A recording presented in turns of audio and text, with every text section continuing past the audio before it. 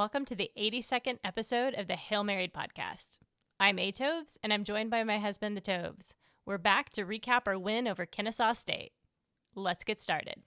Well, suffice to say that one of the best parts about week one is the fact that you get to go back out in the lots and see familiar faces, some that you see throughout the year, some that, you only may see during football season, but we're back. I know that there's a lot of people out there that have some terrific recipes. I'm sure you make some legendary food out there. But for us in particular, there's one that stands out, and that's our good friend Big Brown's cookies. If you have not had any of his cookies, you need to find us somehow and just come to the tailgate and have some of those cookies because they're fantastic. And your family, who was actually in town but not at the game, was raving about the cookies as well. Yeah, we were lucky enough to get some sent home with us after the game, and they're pretty much all gone now. Yeah.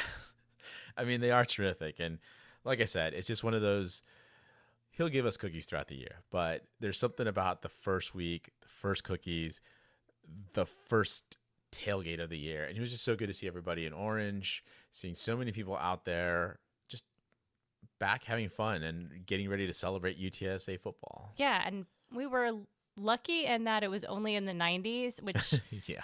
I mean, I realized it was still hot. I still got sunburned walking around in the lots, but so much better than it was last year when we had our first home game. And it was just miserable in the parking lot. Absolutely. And I think, like you said, it was bearable.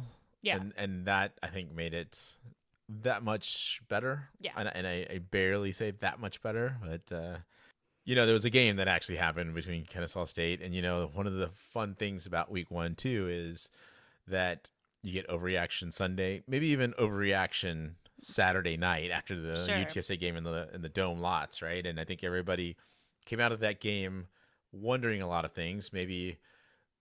And again, overreacting to some of the things that they saw. And, it took us a rewatch to kind of maybe tone down some of the some of our insights. So let's get to that. Well, let's start out by talking about the atmosphere in the dome first. You kind of mentioned it already. It was an orange out, and this was probably the best color, orange out, blue out, white out, whatever that we've had, and that really almost everyone in the dome was wearing orange. So, yeah, I mean, it looked incredible in person. It looked great on TV. It was like the UTSA fans understood the assignment.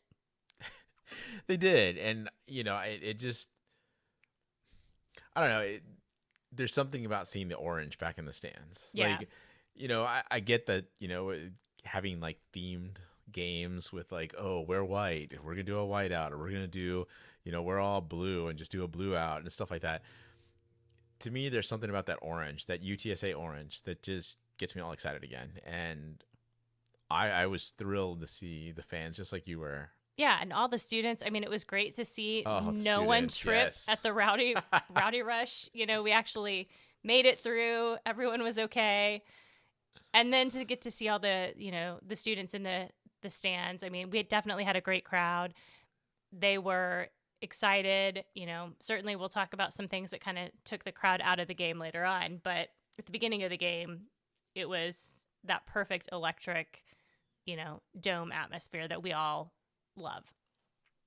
It was it was just so much fun, and I was ready for it. I was ready for UTSA to come out with a bang. I was ready for them to really kick off the season with a really good win, and they got the W. Yes, it was a win. But it wasn't as pretty as you had said before. Yeah, I think we certainly filed this one under a win is a win. It was kind of the tale of two halves. That first half of the game, or maybe the first quarter and then a little into the second quarter, was certainly what we expected.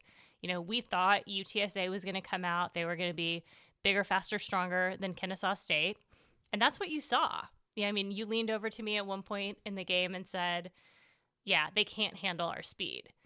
Now, things kind of shifted by the time we got to the second quarter, but that first half, I think it was exactly what we expected.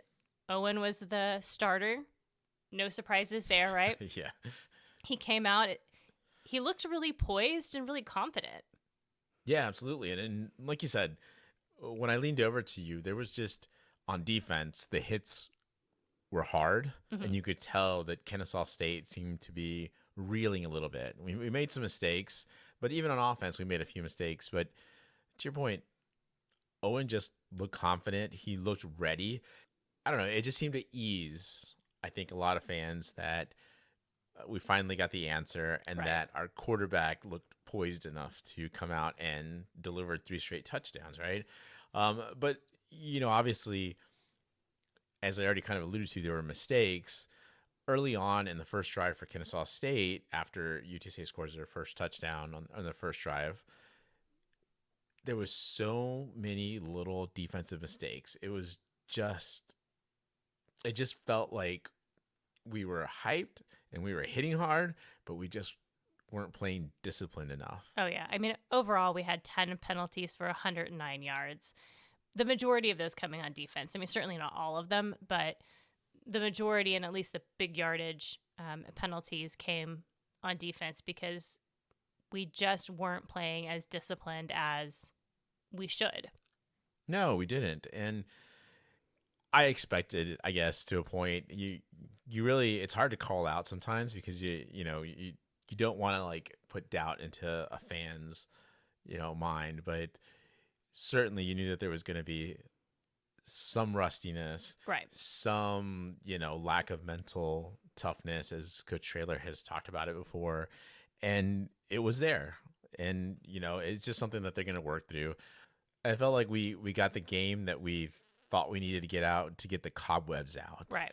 Maybe not the pretty kind of blowout win that we would have liked, but considering if you look across the nation, there was a lot of FCS teams and lower FBS teams that really took it to some higher ranked teams. So while we walked out of there disappointed in how UTSA kind of performed and maybe just not how we expected them to finish off Kennesaw State, I don't know that there's a lot of other teams that came out of their stadiums feeling the same way. And I think as the night went on, I felt better about the game. Right. And then after we watched it, I felt much better about there's a lot of mistakes here that are going to get cleaned up within the next couple of weeks. Mm-hmm. Now, how that transpires, within the next few games, it may make some of those games closer. It may make, we may fall apart a little, but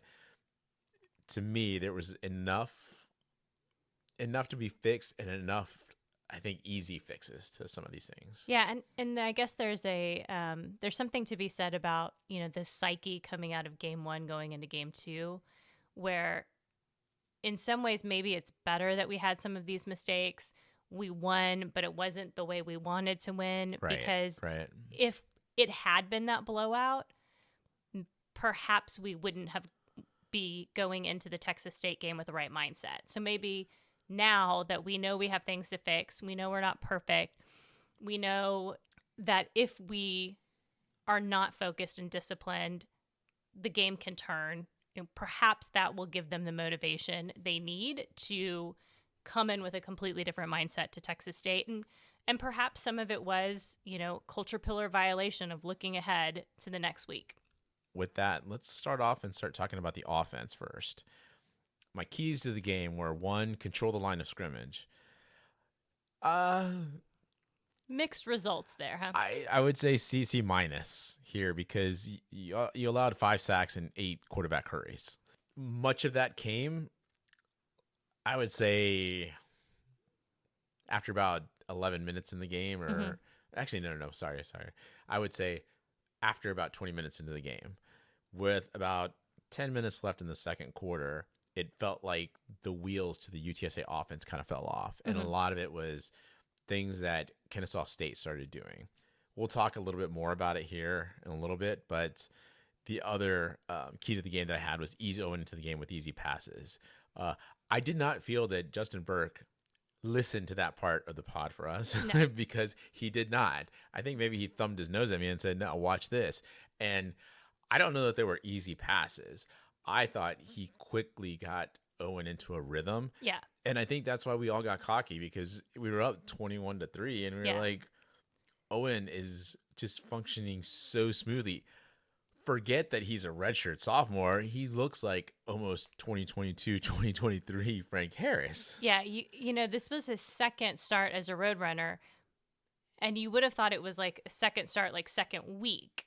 Not that the bowl game that happened, 9 months ago was the first start and this was the second, because he really just came in. He looked very poised and confident. He took control. He looked comfortable. And, really, if anyone had concerns about Owen being the starter, I can't imagine how they could have concerns after those first, 2 drives. No, you couldn't, because he ends up completing passes to 10 different receivers, and he looked just in perfect command. You also, if you're paying close attention, you also saw that he was audibling. Yeah.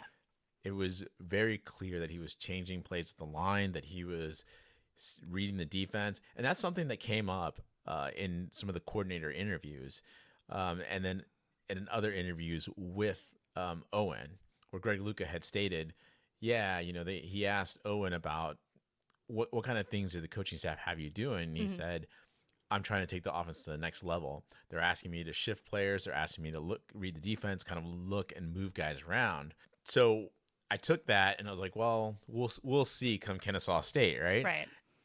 What I saw at Kennesaw State was him moving it around and manipulating the defense. That I thought was key to getting him not only in a rhythm, but also making it easier for him to kind of just get going, just get his, essentially the Owen McCown era started here at UTSA. Yeah, and he's already in the record books. He went 28 for 38, 340 yards, and 3 touchdowns, 1 rushing touchdown of his own, which those yards, 340 yards, that's the highest amount of passing yards in a season opener. It's overall 10th for a single game, but for a season opener, he passed up Blake Bogenschutz and Frank Harris. So, already he's in the record books. So I think we're off to a good start with Owen, even though the second half didn't go the way that anybody wanted it to. I don't think that should take away from how you overall look at Owen's performance. And I think overall our fans should feel very comfortable and very confident in what he did in this game and what we should expect out of him the rest of the season. Yeah, and then the first half, as you said, 3 straight touchdowns on 3 straight drives, and then punt, fumble, missed field goal. You end up with 341 total yards at halftime, 284 in the air, 57 on the ground, 12 first downs, 1750 time of possession. I would have expected that maybe 3 quarters in. Right. And I know that sounds crazy to say, 1750, because I also was expecting maybe some big throws from him that kind of unleashed all of our wide receivers. But it really felt like he was being judicious, wasn't trying to force the ball downfield, and again, much like a surgeon, just kind of taking the throws, taking whatever the defense was giving him. And that's just who he is. We talked about it during the bowl game, and he did it again here. He just gave whatever Kennesaw was giving him. And early on, Kennesaw State was, I think, again, it was taking them a while to get used to UTSA's speed and strength. And the offensive line looked like they were mauling Kennesaw State. And I was like, I'm not going to go and say start the bus, but man, this is going to be a fun game just to see Owen kind of cook. The second half was a different story. You get 4 punts on 4 straight drives. The first 4 drives of that half, you get a touchdown and then a missed field goal. You end up with 75 total yards in the second half, 56 in the air, 19 on the ground, 5 first downs, and 13-10 in time of possession. So what happened from essentially that punt in the first half until the end of the game? Well, the offensive line started having problems. Yeah. Kennesaw State, the things that we had no clue of. There was no video. There was, well, I don't say no video. There was rarely very little video. Yeah. Video that you could find of some of these players. And what they did was they just buckled down and they played fundamentally. And that more than anything was what screwed up this UTSA offense. I mean, they tackled well. Yeah. Tackled well. That minimized all of the damage that UTSA could have done offensively. And that, I think, kind of frustrated UTSA a little bit, because even playing against some of the AAC opponents, you'll see our wide receivers break tackles. You'll see our running backs break tackles. But Kennesaw State just played sound defensive football. And, I expected them to kind of get crushed a little bit, because I figured there's going to be some short fields. So it's just, I mean, Kennesaw State can only do so much. That defense can only do so much. But I thought their defense played well, and they started doing, I think we've heard it ad nauseum at this point, but they did some stunts up front, which confused essentially a new offensive line that CJ James really struggled during this game. Even as a Remington Award nominee, or actually on the watch list, he struggled to kind of call out, and just made some, to me, uncharacteristic mistakes for a veteran. Right. And then you saw, I know that Coach Traylor loves to rotate players in, and he's very passionate about his rotation. And it's fine situationally. But in this case, we had an offensive line who was struggling, and then he started to rotate some of the running backs. And I think there were a couple of times where these younger running backs also missed blocking assignments. Yes. Which is typical for a younger or running back. But when you're already struggling with your offensive line, why take that risk? Why not keep Rocco and Robert, maybe rotate one, but why bring in, I think, 3 additional running backs? At one point, I'm pretty sure we played like 5 or 6. And we can talk about one of the reasons, which is obviously Kavorian Barnes fumbling. And, we've seen that from Kavorian before, where, he's had a fumble and then, they pull him. Part of, the issue with him is that the guy just loves to seek contact, and you got to have really good ball security when you're going to seek contact. And you could see it. He had one arm on the ball. Well, yeah, and that was what I had pointed out to you, is that he went to go seek contact on his left side, where he was holding onto the football with only one arm. Right. Look, it doesn't matter if you're playing Kennesaw State, if you're playing Judson High School, you can't do things like that. Right. That all the defender has to do is put a helmet on the ball, and you fumble.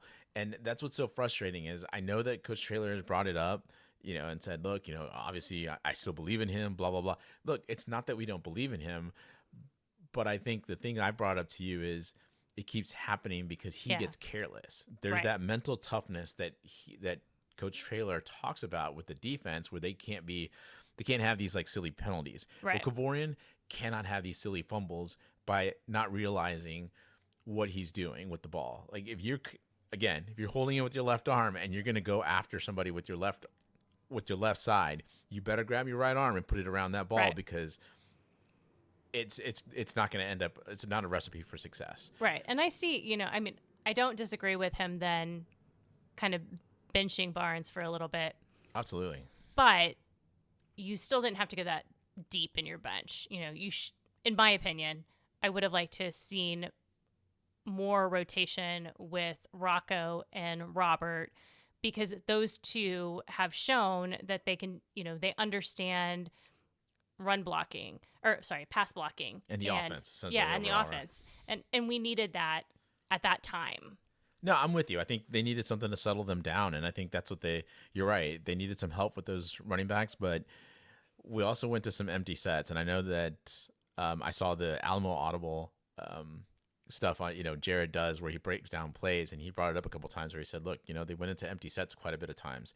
You're leaving our 5 offensive linemen who are already struggling, and you're leaving them to fend off however many defenders are going to send. Right. And it wasn't a recipe for success. And like you said, I think there was some better ways to have done that. And I think that would have helped open up the game some more had you stayed in some of the 12 personnel that you had earlier in the game. Had you done that, just again, see the game out. Like, let's not try to bring in people early and do something Yeah, like I that. mean, And rotate him once you've gotten to a point where we're up by a larger margin, you know? yeah, I mean, it seemed very careless to just, or very cocky, I think, from Trailer and the coaching staff to just bring in some guys when it's, I mean, the game was like 21-9. You could still see that UTSA was in control, but it just felt like they were still mistakes away from Yeah, you could feel the it. momentum shifting at Yeah. that point.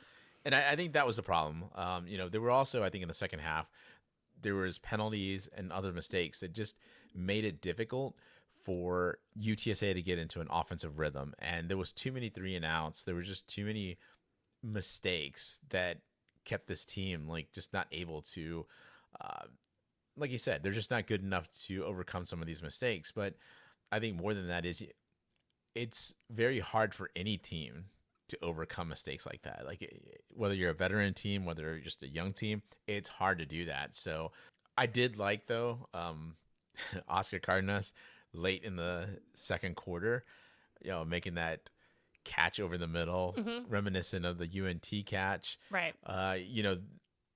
As soon as I saw him lining up, and I saw him get by, I think it was a linebacker that was trying to cover him. Again, the size and speed is different once it's out there. And Kennesaw State still hadn't seen something like that from UTSA, a tight end like Oscar. Right. And Oscar just gets both of his paws on the ball, and it was a very nice catch. It was a nice throw. Hopefully we continue seeing more of that, because I felt like the other tight ends got a little bit more love than Oscar did this game, but that's okay. Yeah. But the interesting thing is that pass helped Oscar to surpass 1,000 career reception yards. And when you think about it, career reception yards, I think we all have in our mind that Oscar should be well past 1,000 yards already. But again, he gets used in these very specific, long, key passes, and it's not that he's necessarily getting a lot of receptions. So I think it's just because we have these big, memorable catches in our mind for Oscar, but he is only the second tight end in UTSA history to have over 1,000 receiving yards, the other being David Morgan. I mean, with Oscar, and I mean, we could talk about him for another 30 minutes here, but we won't. I would simply say, have you ever noticed that any time you need that crucial play on offense? Yeah, Frank would make some plays, but he would always look for Oscar. He wasn't looking for the big three. He wasn't looking for, it was always Oscar. Oscar made that play. And I think that new svelte Oscar that we have, is going to make some plays this year. Yeah, and then in addition to that, I think we got to see a little bit about what our future is going to be like with tight ends. I mean, both Patrick Overmeyer and Houston Thomas had 3 receptions. We really haven't seen that much of Patrick Overmeyer outside of special teams. And so, to kind of see what he's capable of, I think helps to feel like, okay, Oscar's going to graduate this year and we're going to have some really talented tight ends, that are going to follow. It certainly was eye-popping. I mean, as much as we're saying, yeah, we didn't really like as much of the rotation. On the running back side, we got to see Will Henderson, who's deep in the rotation, freshman running back from Gilmer. Yeah, and what you saw was the speed that Kennesaw State couldn't deal with. Yeah. Now it was called back because Oscar got a penalty. It was weak, but outside of that explosiveness, as much as I oversay it, it's so beautiful seeing how much depth UTSA has. I mean, the speed just alone in Will Henderson and the way he took that little quick pass. UTSA has never had playmakers like that. And to see them now starting, you see them at every single position and they're buried in the depth chart. I mean, it's not because they're not good. It's just, we just have guys that are just better than them. Yeah. And Will was the 2023 state champion, I think, at the 100 meter dash. I think so, yeah. Again, we know he's fast and it was great to see it in live in action. Yeah, fantastic. He's, obviously, I think we'll see plenty of him. But like you said, it's just those glimpses of the future that you're like, I love seeing this, but let's be a little more prudent about when we see this. All right, you want to talk real quick about the Triangle of Toughness winners?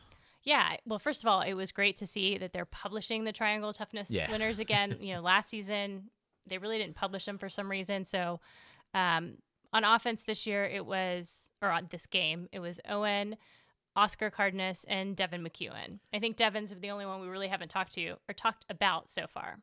Yeah, no. I mean, and I'll say this real quick about the wide receivers. I thought they played well. For the most part, they were getting some really good blocking on the outside. Devin McEwen, I mean, I think I tweeted out, McCown and McEwen sounds like it's going to be a thing this whole year. Sure. And, it's good that you have a really good, you talked about it in our previews. It's good that they have like some sort of chemistry because it's going to be crucial this year. And with the amount of wide receivers that we have, let's see how much they're able to push the ball down the field, And I think we'll see more of these wide receivers kind of jump out. But Devin McEwen, certainly great game from him. I expect him to have a really good year. I mean, I think he's going to fill in the Josh Cephas role from last season. So Yeah. looking forward to it. Outside of a couple of turf monsters stealing a touchdown there from DJ Allen and a couple of other receivers sort of slipped and fell as well, I think we might have seen a few more stats that would have been really exciting to look at, but it just seemed like we're kind of slipping there for a little bit. I'm not sure what happened. The whole team was slipping for a little bit. I mean, even the defense at times, but it was like the they wide watered receivers. the ground or something at the dome beforehand. I don't know. Well, the wide receivers were as prominent because they were in open space and you could they could have popped a big play and there was an opportunity for them to like get long touchdowns and bigger plays, but that's just it happens, right? All right, let's move on to the special teams. Ooh. Look, we've seen this before. We much like the penalties, we've seen this before where the UTSA special team starts out rough, but they usually they'll clean stuff up. It just felt so widespread, and I gotta say, like Jeff Traylor after the game, I mean, my guy's bald, but there's got to be a possible way where he lost even more hair, maybe follicles that he could have maybe from had. his beard. I don't know. It could be, but I mean, he was losing more follicles that day because of the special teams. I mean, outside of Tate Sandell, where did you see anything? I mean, Cale Hogan was fine, I thought. I mean, he had a couple, Yeah, he was okay. I mean, his punting was not great. I mean, there were a couple that were like 20. The last ones, yeah. Yeah, 20 yards that weren't great, but overall he was fine. But it was just disappointing to see Chase miss 2 field goals. When we saw him struggle at the beginning of last season, they had said part of that was related to an injury.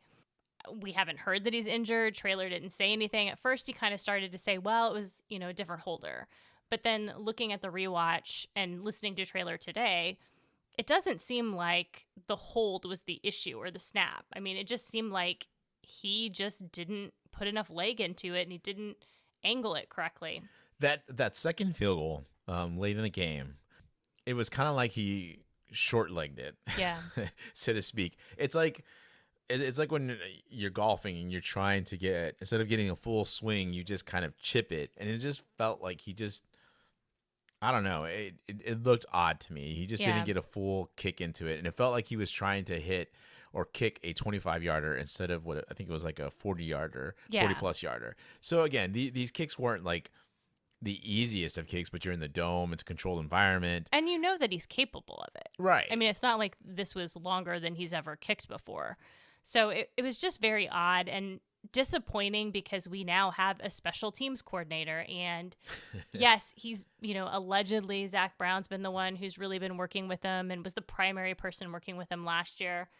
And if that's the case, then we've had 2 seasons that started out not great on special teams. So, now we have a name to put with that. It's Zach Brown. What's going on? We've got to figure this out because we need our special teams to be consistent. We're used to having them to rely on in these tight game situations, and we frequently end up in these situations where we're 1-possession games. Right. And we need to have comfort that when we look at Chase in those situations, we're going to feel confident in his field goal kicking. So I don't know what's going on there. Hopefully they can figure it out. Hopefully it was just some kind of anomaly. But the triangle of toughness winners there were Tate Sandell, which again, he did great on kickoff. JJ Sparkman and Jamel Hardy. I think they're also on the kickoff return team. So one thing before we end, or just I guess to tie the knot here on the special teams, the reason I had leaned over to you earlier and said, as you kind of referenced earlier in the pod about like they can't handle our speed.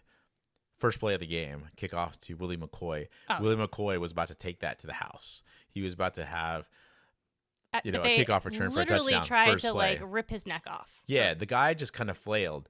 Ripped Right then and there, I knew they can't handle the speed. Right. But to me, that should have either gotten the guy kicked out or we should have gotten a better penalty. And the reason I say that is because that was a very dangerous play. It was. Essentially, Willie went up in the air and had his helmet ripped off. And it was very scary dangerous. Because we have seen him with a neck injury last season. So, you're particularly worried about, any player, but particularly worried about him because we know that he's had this type of injury before.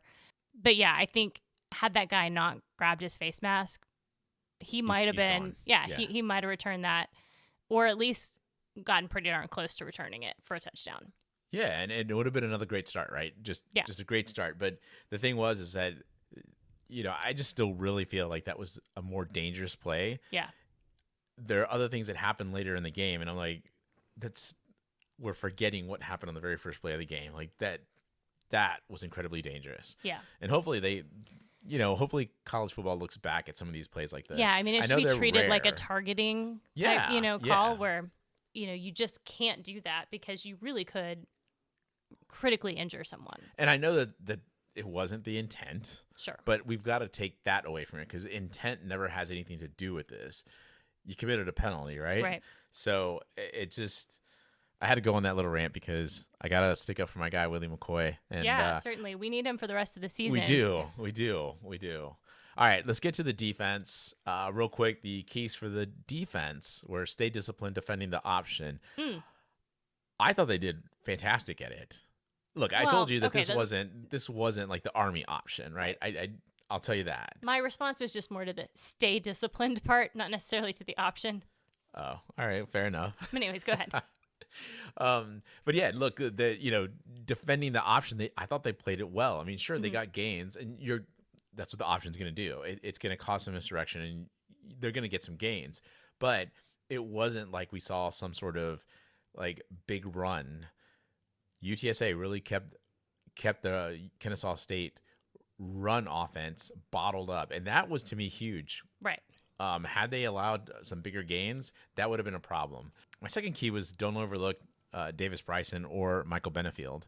Michael Benefield had no impact in the game. Mm-hmm. They pretty much took him out of the game, and really I think it was Quay Ashley. Right. That was the biggest. 10 carries for 26 yards. Yeah, he had the biggest impact. Sorry. Biggest impact, yeah. But what I was going to say was, again, we had no clue. Quay was not even on the... I think he wasn't on the 2 deep. So it wasn't like I could say, oh, yeah, this guy, watch out for Quay Ashley. Yeah. Nope. Michael Benefield was the leading rusher in the last couple of games for Kennesaw State last season. It was, I think he had like the final 2 games where he went over 100 yards in each game. But the big thing is that you had Quay Ashley come in, and he seemed to be a little bit more of a battering ram, which is cool. But, let me give you some stats. First half. This is Kennesaw State's offense. Field goal, 3 punts, field goal, 89 total yards at halftime, 61 in the air, 28 on the ground, 4 first downs, 12-10 time of possession. Perfect. And I say perfect because that means that they're not getting very many first downs. They're not churning the clock. Right. UTSA is able to control the clock, do whatever they want, which is what we saw in the first half. In the second half, though, we get a punt, field goal, punt, touchdown, fumble, and then downs were the last 2. They end up with 164 total yards, 141 in the air, still only 23 on the ground, but they got 11 first downs and 1650 in time of possession. That 1650, and I told you this too, it mucked up the game. Yeah. Because UTSA was making some uncharacteristic, well, I won't say uncharacteristic, undisciplined mistakes. Right. And add that to Kennesaw State kind of just mucking up the game by just getting these little gains and then, kind of slipping out some receivers, and you're getting some bigger gains through the air. It totally amplified the issues on offense that UTSA was having. Right. So again, as you said before, another year, still some undisciplined penalties. Kendrick Blackshire comes over from Alabama, and just a dumb penalty. And right. I'll give Kendrick here some props.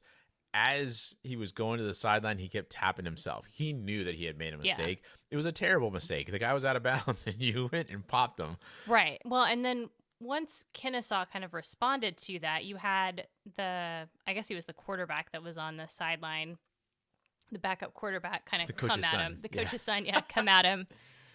And, he did engage with him, but then an offensive lineman came up to him afterwards, and he didn't engage, and he kind of started to say, okay, back off. It could have been a lot worse, I guess is my point, because if he really was hot, it could have turned into a big scuffle. Right. Fortunately for us, the son, the coach, had come up on the sideline and kind of engaged with Blackshire, because that created the offsetting penalties. Right. Because otherwise, the initial call was that we were going 30 yards the other way between those two penalties that they had called on Blackshire. So we got bailed out by the fact that they went back and they looked at the replay. It started out because they were thinking that maybe he was targeting. But we were really lucky that they went back and looked at that and kind of saw the Kennesaw players engaging in Blackshire, and then, called the offsetting penalties. I still question that, because I get the after the whistle offsetting penalties. I still think they should have gone 15 yards, because the initial play is what you flagged, and then afterwards you're flagging Blackshire again and Kennesaw State. So, again. Well, and you could have made an argument for two unsportsmanlike penalties on Kennesaw, because they only called the quarterback or the backup quarterback. They could have called that offensive lineman too. Yeah. And that's where, as you said, things could have gotten a bit worse there, because, Kennesaw State could have started, pushing Kendrick, and then now you start bringing the defense over. It could have turned into, unnecessary fight or whatever. Right. Look, one of the surprises we had during the game was the fact that we found out that Danye was not going to be playing. And I'm sure many of you will hear this, whether you've heard Greg Luca talk or you've heard, anybody else mention Marcellus Wilkerson. I've seen his name, I think, on special teams quite a bit. I've seen him a little bit on defense, but I thought he had a really good game. He flew around a lot, as did Owen Pee-wee. I thought Pee-wee and Wilkerson, again, here you have two guys. I said it for the Kennesaw State preview, and I think I said it more for the our football preview. There's just guys that are just going to all of a sudden start making names for themselves. Mm-hmm. Guys that have been on the depth chart, but all of a sudden, because they now have a clear path to actually getting some playing time, they're making a name. Marcellus Wilkerson is that guy this week. Right. The other thing to really look at here, I think just overall, was that I really felt, and I think this is, you kind of laughed at me over this because I was giving Jess Lepp a jab here, because this is the nitpick, because I get that the defense played a great game. They did. They were all over the place, and they minimized a lot of what Kennesaw State could do. As limited as Kennesaw State is on offense, I just thought that there was at least one cornerback that was always playing well off one of the Kennesaw State receivers. Right. And I never understood why, because it wasn't like they would wait for the receiver to come up and then break with the receiver. They fell back. So sometimes they were 8 to 10 yards off. Yeah. And look, Davis Bryson was fine, but he was as limited as I thought he was. Right. Didn't have a very strong arm. And there were some plays where he was really struggling to get that ball out. And there were opportunities, I think, to have played a little closer in with those cornerbacks and force Davis Bryson to try to beat UTSA's defense Right. within those like small passing windows, which he would not have been able to. But we made him look like he could. And that was the thing that I was talking about is let's not give them confidence to keep Yeah. going like that. It was almost a little too conservative on Lep's part. Right. Because what I think what you really would have needed right then is to play up a little bit further, right up at the receiver. It may have gotten us beat maybe once, maybe twice, but I think the risk and reward would have been better because it would have created some turnovers. I mean, we only created one turnover. Jimmy Wyrick was a fantastic forced fumble that he had, but I felt like there was just so many more opportunities we could have created turnovers, and UTSA didn't. And so that is a thing I think we need to just kind of keep an eye on. Any other players that you saw that had some good games? Well, I thought it was great to see Martavius French back. There was a question mark about how game ready he would be just because he had missed so much of fall camp. But he looked like he was in great condition. He had some big plays. He seemed like he was game ready. Yeah, it was kind of interesting. For me, Elliot Davison almost had a late game, almost interception. And it was reminiscent of this interception that he had against Furman in the 2022 playoffs for UIW. I'm a sicko. I remember watching that game. And I remember, the reason I remember Elliott was because he flew through the air and essentially flew over the wide receiver. And it was late in the game, and it was a crucial play because it helped kind of begin to seal the game for UIW. Right. But he flew over the wide receiver, made the interception, and came down hard. He did the same thing here. Yeah. So it was just unfortunate that like the ball kind of came loose as he was landing. Yeah. But here's the thing: is that I think Elliot Davis is going to have a great year. But I liked seeing him fly around again. It felt like it feels like he's now much more comfortable with the defense, and that I think only is going to benefit UTSA. Yep. Well, their triangle of toughness winners: Brandon Brown, Christian Clayton, Marcellus Wilkerson, Ken Robinson, Owen Peewee, Jamal Ligon, and Jimmy Wyrick. Most of those we already mentioned. Yeah, absolutely. And I think I just want to call out Ken Robinson. He had, I thought, a hell of a game. He was flying around. I've always liked Ken and the way he plays. I think his versatility has really helped this UTSA defense. And to see him play as well as he did on Saturday, it was needed. It was really needed. So congrats, Ken, and congrats to the rest of the players. All right, well, let's move on to next week and talk about the Texas State preview. Before we get into Texas State, we looked at the depth chart that came out. Actually, I don't know if it's been widely published, but it's on their game notes on their website right now. Really, the only thing that they have different is Jaron Randall is obviously not on the depth chart this week. He had that really gruesome injury. Fortunately, Coach Traylor said today they'd gotten some good news, and it's not going to be season ending. He'll just be out for, I'm guessing, probably 6 to 8 games. Yeah. Other than that, the only other big news was, as Traylor said, there's not an or at quarterback.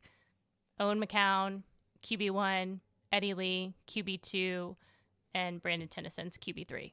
Well, I mean, I know that there's a bunch of other guys that are injured. Traylor mentioned about 16 other injuries. But like you said, it's around this time of year, this is what you're going to expect. And yeah, we really don't know that any of it will impact, but he doesn't typically take people off the depth chart. Like Danye was still on the depth chart last week. He's on this week. So does that mean Danye is going to play? I don't know. Your guess is as good as mine. But. And nobody really has an idea of what the Danye injury is or how long he would be out anyway. Right. So that makes it even more puzzling. But, I think just kind of moving forward, let's talk a little bit about Texas State. The Gatos de Bob from Outlet City. I mean, they were lauded in the offseason as a potential playoff contender. And absolutely. They lost some players. They lost, I think their biggest player that they lost was wide receiver Ashton Hawkins. He was the one that really spearheaded the upset over Baylor last year in their first game. Ironically, he transferred to Baylor. Thank you. There's a lot to like about what DJ Kinney is doing. There's plenty to see that he is kind of trying to get some more talent in there, which is what I thought last season. I thought, he's going to find a way to just start plugging away. They're getting there. They're getting there. But, I think after seeing their first game against Lamar, which is not a very good FCS team. Yeah. They didn't look like they really lived up to the hype. I mean, I was looking at you going, this isn't a very good performance, and I feel better now after watching the UTSA game. Right. I mean, certainly it was interesting to see them, kind of come out, and it almost felt like they got a little too cocky. They got up to a lead, they got a little too cocky, and they had pulled Jordan McLeod, their starting quarterback, fairly early to give their backup some reps. And then next thing you knew, he was back in it. So again, my assessment of watching that game was they're good, and they're certainly better than they've probably been in any of our memories. But I don't know that they're leaps and bounds above UTSA. Yeah, I would totally agree. I mean, I think I was expecting them to make a bigger leap this year because I thought that they would be able to find a way to get more talent to come to Texas State. And I don't think it just didn't happen that way. I think it was a little odd. Or get as cocky as they did early on, considering like there really wasn't anything that you've really kind of done to this point.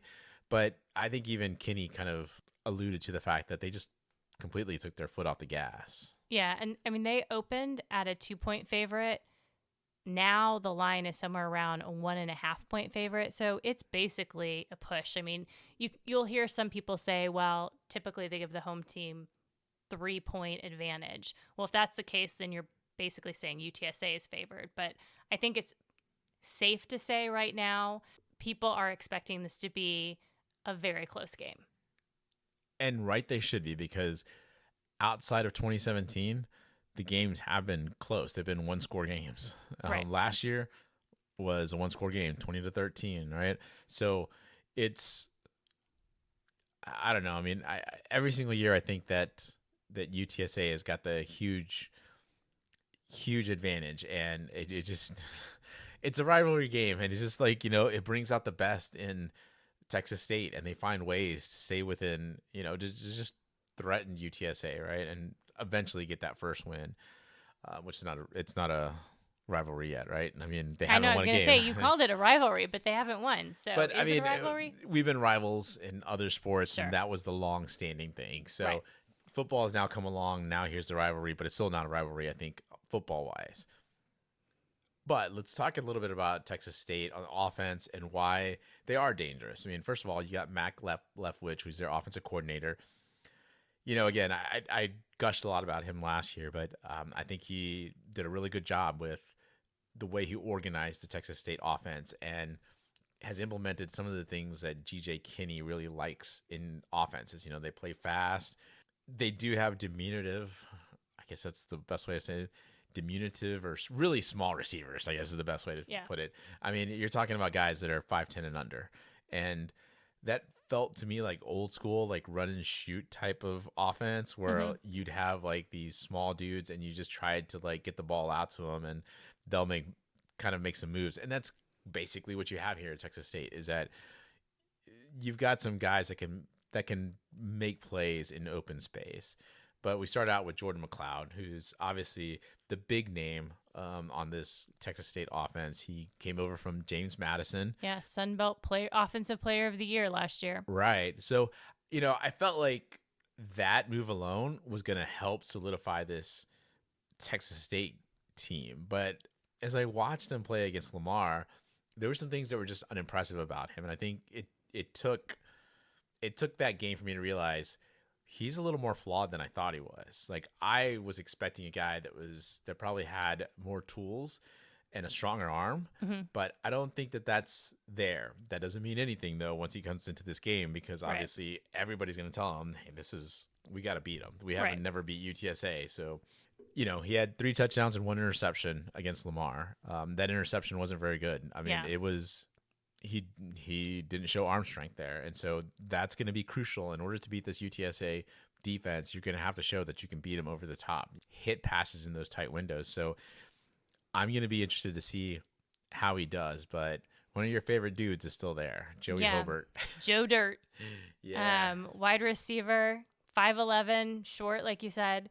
This past game, he had 6 receptions for 91 yards, 2 touchdowns. But the most impressive thing about those 2 touchdown passes, one was his body control. He caught the pass right on the edge of going out of bounds.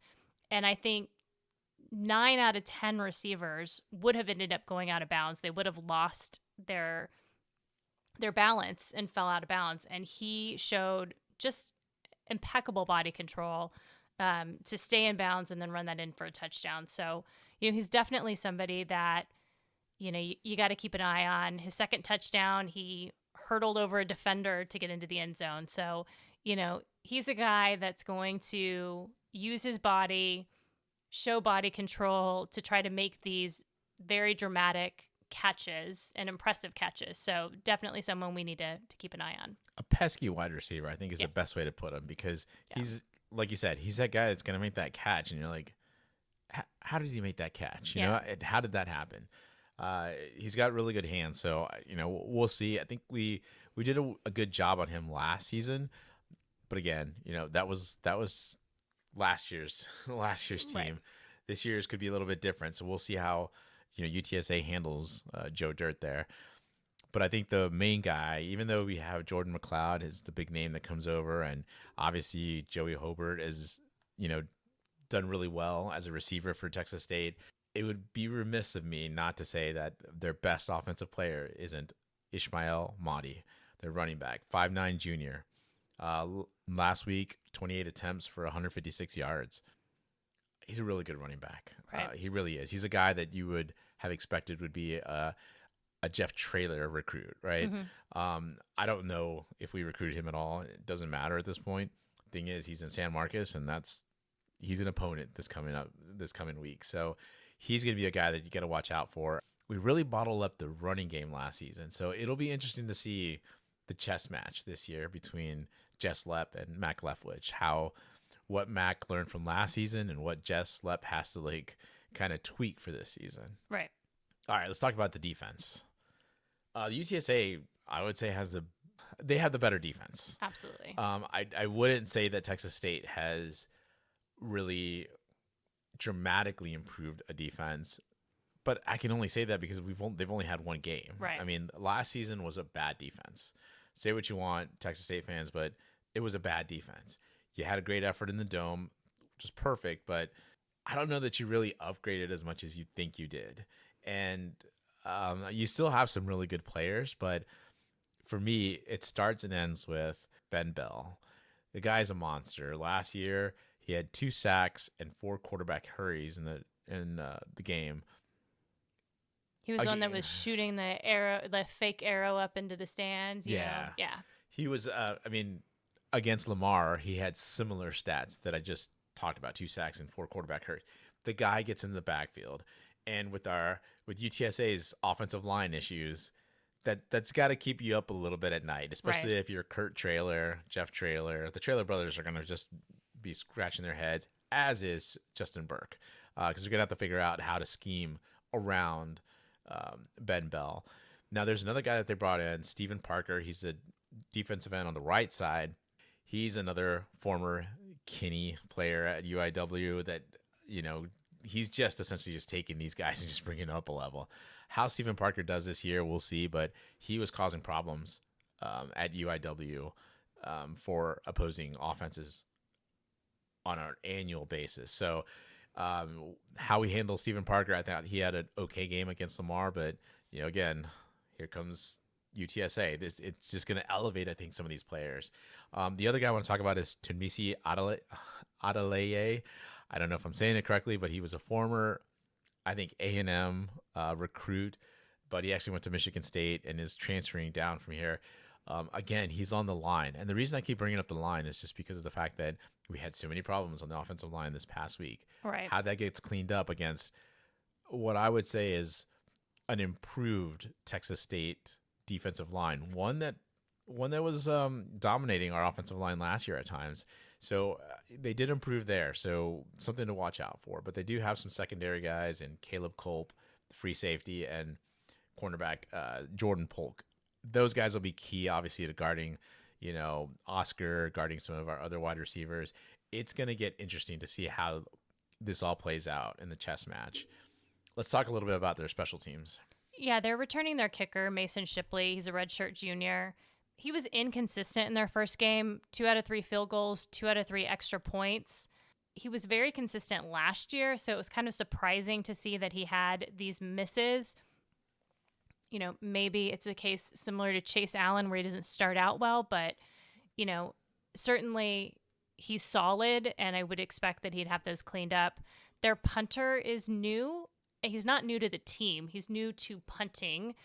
He's only had 2 punts in his college career. He's been on the roster for Texas State, but I think he punted once in a previous season and then punted once in this last game. So, don't really have a lot of stats to go on with him. Well, hopefully he doesn't have like a career game like the Kennesaw State punter had against UTSA, where he was just bombing punts over the place. True, but if we did see him on the field punting more, I'd be okay with that. That's true. All right, you ready to get to the keys to victory? Yeah. All right, so on offense, you got to keep Ben Bell away from Owen. I mean, It's as simple as that. I know that that I'm saying it's simple, but again, as I already mentioned, the trailers are probably scheming up all sorts of stuff with Justin Burke, trying to figure out how to keep Ben Bell out of our backfield, because the more Ben Bell is in the backfield, I don't want to see Cale Hogan that much. Nothing against him. I love Cale Hogan. And I really don't want to see Owen taking, a lot of shots again. Right. But again, we love Cale Hogan. We love our punters, but that doesn't mean we always want to see them on the field. Maybe just in extra points, all right, or field goals. As a holder? Yeah, that's fine. That works.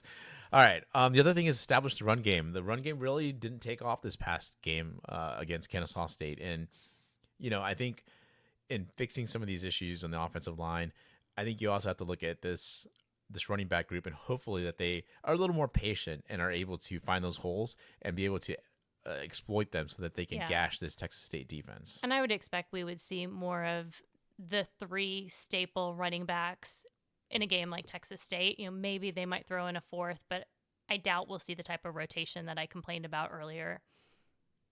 I'm going to cross my fingers for that. But yeah. You never know. Trailer's going to be a wild card, right? That is true.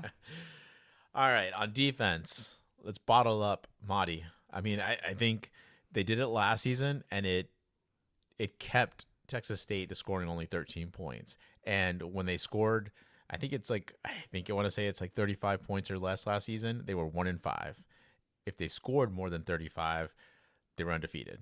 So important to keep this score low, and it gives you a better chance. And it also means that you're taking care of that offense, and you're not letting them get in a rhythm and really get going. So last year, a lot of their problems were that they just kept turning the ball over. Against Lamar, they turned the ball over twice, and Lamar did not turn the ball over. So I think something important here is for this team, for UTSA's defense, to try to find ways to create turnovers, get in the backfield, and let's make this a little better, right? So all right, let's get to our way too early Hail Mary predictions for the game. I will let you go first this week. All right. Well, this is undoubtedly Texas State's best opportunity to beat UTSA. Last year, I predicted a nail biter, and it's going to be a 1-possession game again, in my opinion. I expect this to be a very close game. I expect this to be a game where I have a lot of high heart alerts. But I think this game is going to come down to whether or not UTSA's defense can really stay mentally disciplined and hold Texas State's offense in check. I think we have the stronger defense, and we're really going to need to rely on them to get Texas State off the field and give us an opportunity to get Owen in a rhythm. Likewise, I feel like our offense has to take advantage of the fact that Texas State's defense is not as strong as UTSA's. We can't get stuck in the mud. Our O-line has to be better at protection. We got to let Owen do what Owen does best. Texas State could win this game. There's probably even people out there who say Texas State should win this game, but I believe UTSA will win. So give me UTSA 28-24. Never count out Coach Traylor and UTSA. All right. Look, Texas State is better than they showed last week, as is UTSA. But I don't know that Texas State is that much better than we thought they were. They're getting there, though. I mean, I really do think that they're, like I said before, they're getting the talent and they're starting to get better. But I see now that made an error in making them look like a college football playoff contender, because as of right now, they look far from it. But I could also say the same thing about UTSA. Like there's so many similarities here that it's just really weird going into this week 2 matchup with two teams that did not play up to their capabilities in week 1. Right. Look, this is the most talented teams for each school that had to play in this series. You know, look back at every single game, and I don't think you'll see the amount of talent in every position as you'll see for this game. And I look forward to the rest of the games because I feel like both teams are just going to keep getting better, and these games are just going to continue to get better. As much as I hate hearing your high heart alerts, because that means that you are really nervous. I do think it's going to be another defensive battle, just like 2023.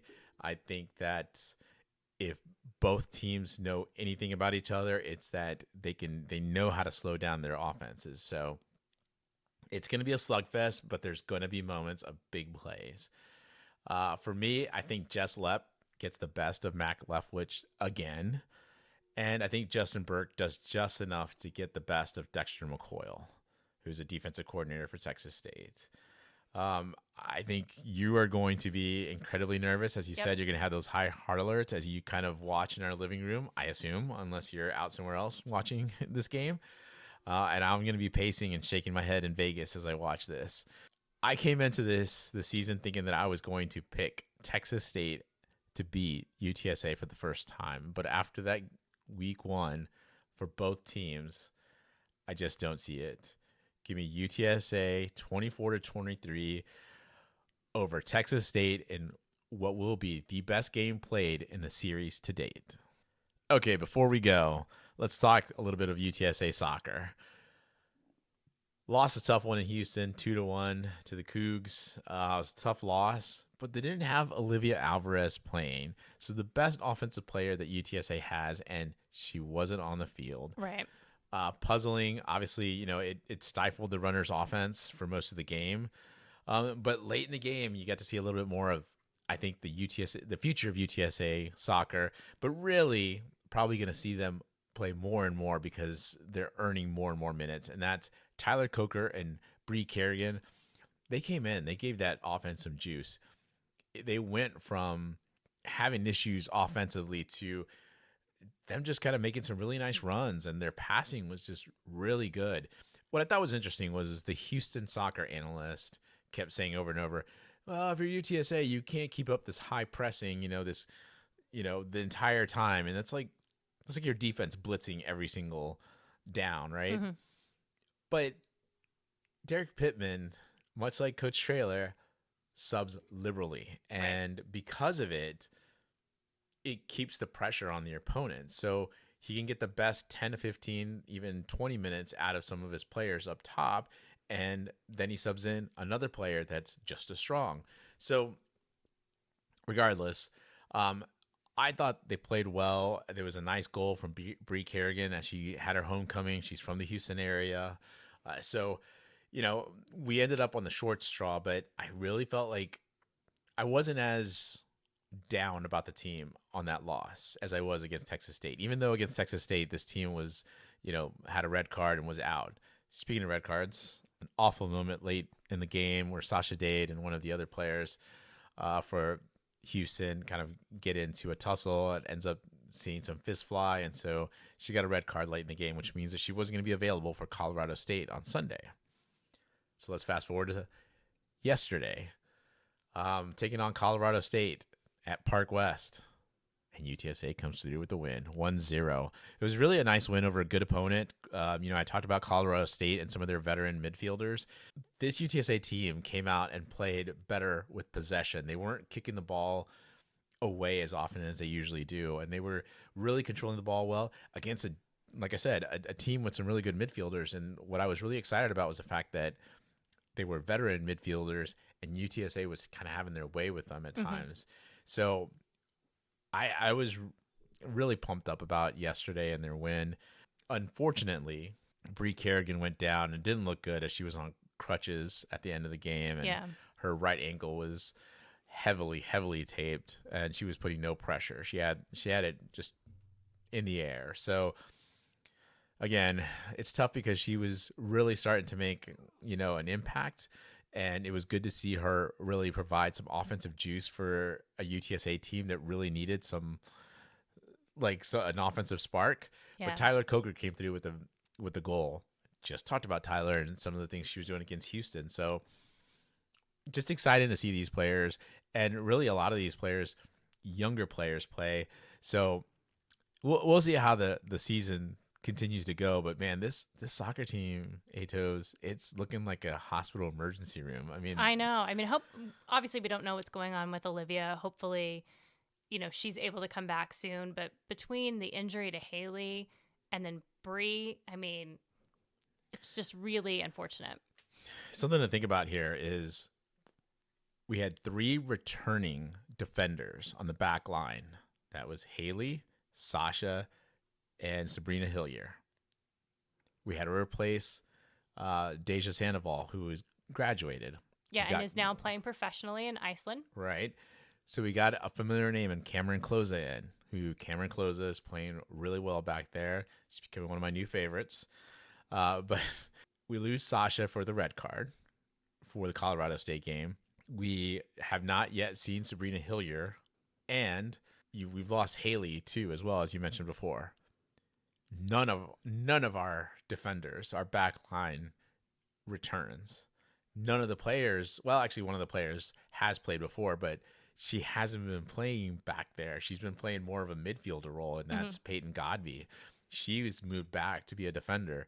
So Coach Pittman's done a really good job of finding ways and putting his players in a position to succeed, because it's just getting difficult to watch some of these girls go down like every single game. Hopefully we don't see any more injuries. Hopefully we see this team get back to being healthy, because I really feel like as this team gets healthy, it's going to be one to be messed with, especially in the AAC.